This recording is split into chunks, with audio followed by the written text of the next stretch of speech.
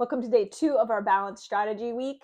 And today we're going to talk about toe spreading and just get into a single leg stance, starting to challenge our balance, maybe in a different way than you normally do. For the purposes of this video, I've already put on one of my toe spreaders. This is one that I bought. There's a million types of toe spreaders out there. Inevitably, people say, what's your favorite toe spreader? There's all different price points. This happens to be by a company called Nabaso. I don't get anything from them. I just like their product. You can get toe spreaders. Google, Amazon probably has a bunch. You do not need to buy these. You can use, for the purposes of kind of getting into this, a sock. We'll do a poor girl's version of a toe spreader.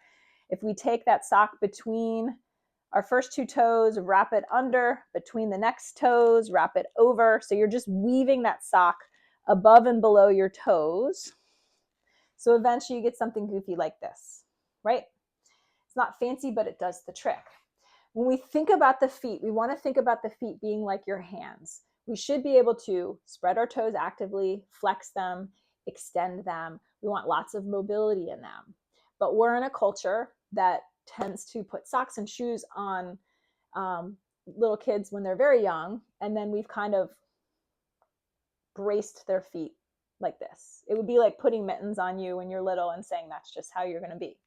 So we want to start to invite a little bit of movement in those feet in a spreading kind of way.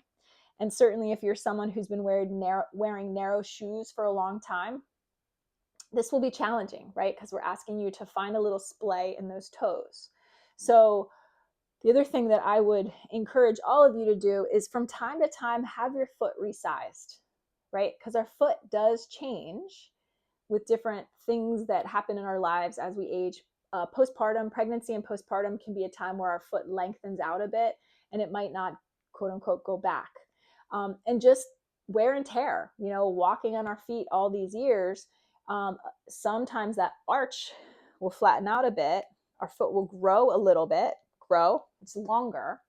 And we're still shoving our feet in shoes that don't quite fit us properly. So I work with plenty of wise women who have a couple decades on me, and they'll come in and their toes are all mashed together. And you say, when's the last time you had your foot resized? And they can't remember. So from time to time, have that checked out. Your foot can add a little half a size or whatever. And also shoe wear. We want nice wide toe boxes so our feet can splay as we walk.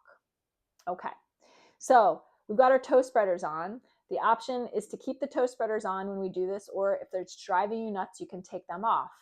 Sometimes there is a bit of a wear schedule requirement. If you're someone whose feet are really narrow and really rigid, this will be very challenging, the toe spreader situation. So you might put toe spreaders on for 5 minutes, 10 minutes, and then take them off and slowly build up your wear time. Some folks, for me, I'll wear them at 20 minutes to 45 minutes at a time. Some folks wear them all the time. I have folks that come into my yoga class who wear toe spreaders during their yoga practice and they keep them on all the time. So if you've never worn toe spreaders before, give it a try, but start with very small wear times. Okay. So for today, we're going to stand up and we are going to stand on one leg. We're going to kickstand. So I'm going to shift to one leg. The other leg is going to be bent and just a little kickstand. So my toes are on the floor. Stand up tall. Think about your hips staying same level. From here, you might choose to lift that bent knee up, or you might choose to bring your heel toward your bottom. What I want you to notice is, does that bent knee side fall down when you stand on one leg? Can you keep the hips level? Crown of the head reaching toward the ceiling. This standing leg should be working, right? It's a pushing away from the floor, standing up tall. And we'll be here for a good 10-second count, 30-second count. The goal would be to get to 30 seconds. It's a random number, but we want to get you so that you're challenging that ability to be on one leg. We're going to build on this. If you have to kind of hold on, put a little sensory input into your arms, feel free to do that, or you might choose to keep your toes kickstand on the floor. Then we switch to the other side, start with the kickstand, and then you might lift up. And while you're here, you can be, counting down the time out loud. You can be breathing. You can be watching a clock. I don't really care. Crown of the head reaching toward the sky, press the floor away, hips stay level. And here we are, 10 to 30 seconds. You might be holding on depending on what you need. And then come out, give yourself a little march from right to left. You might decide to roll your feet out once again, both sides.